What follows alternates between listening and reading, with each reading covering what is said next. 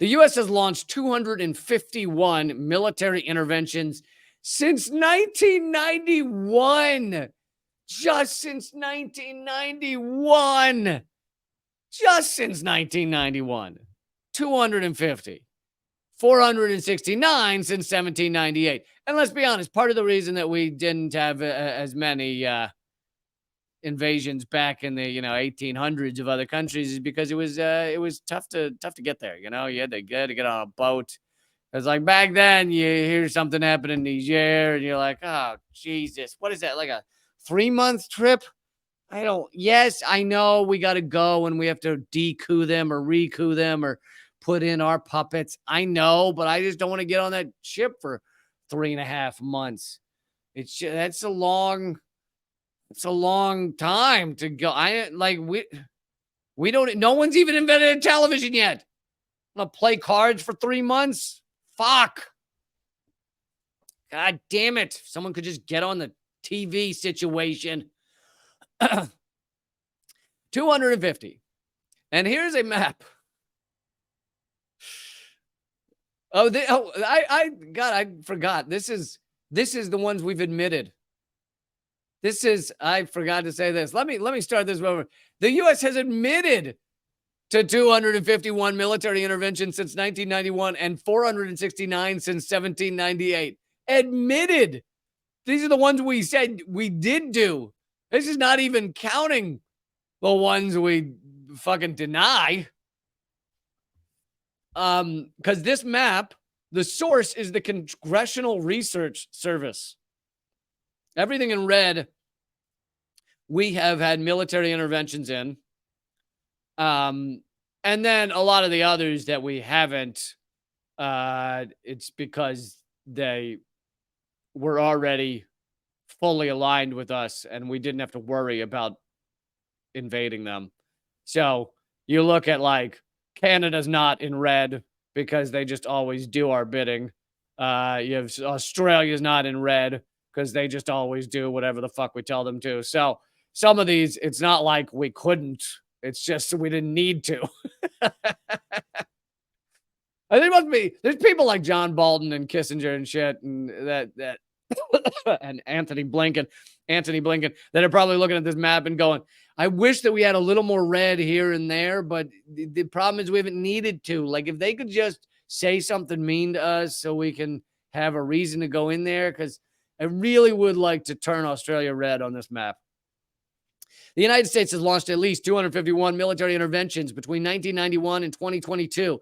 This is according to a report by the Congressional Research Service. So the U.S. government's admitted to this. Did I mention that?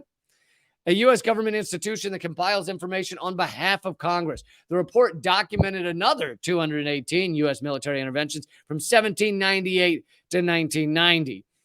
That makes for a grand total of 469 since 1798, acknowledged by Congress. Did I mention we've admitted to this?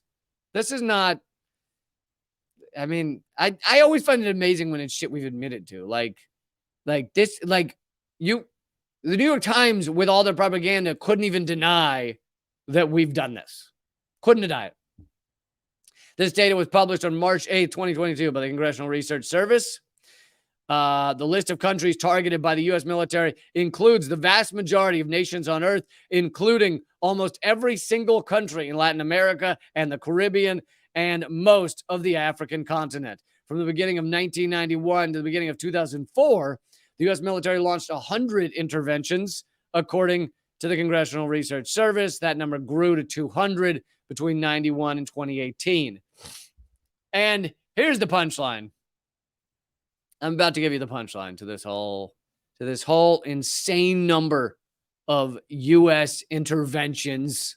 And even interventions is a light term because some of these are assassinations. Some of these are full-on destruction of countries or democratically elected leaders. Intervention, yes, it includes a lot of things. So it could also include just sending a few, military personnel over to help with a coup or something like that. But it also includes when we put bullets through people's fucking heads. So it's a nice term. But here's the punchline. Keep that number in your head. 250 since 1991, 469 since 1798, which is way more than the number of countries out there.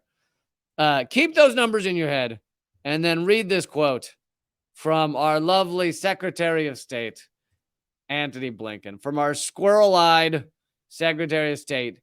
He tweeted out, or the State Department tweeted out, governments that violate human rights are almost always the same ones that flout other key parts of that order, such as invading, coercing, and threatening other countries, or breaking trade rules. The U.S. will continue to take a stand for human rights for all. Go, Tony! Flout other key parts of the international order, such as invading, coercing, or threatening other countries. And then you look at that map that shows nearly the whole world in red because we have invaded nearly every country in the world. And the ones we haven't invaded, at some point, it's because they've always just aligned with us and we never needed to. This is insanity. Pure, utter insanity. This is also why, when it was asked of the world, nations around the world, people around the world, what is the country that most threatens peace? Number one on that list was the United States. And this map is why.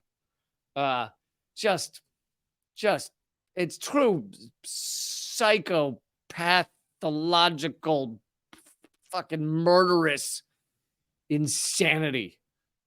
And that's why you need a literal rock sitting on that Oval Office desk, because you need a non-psychopath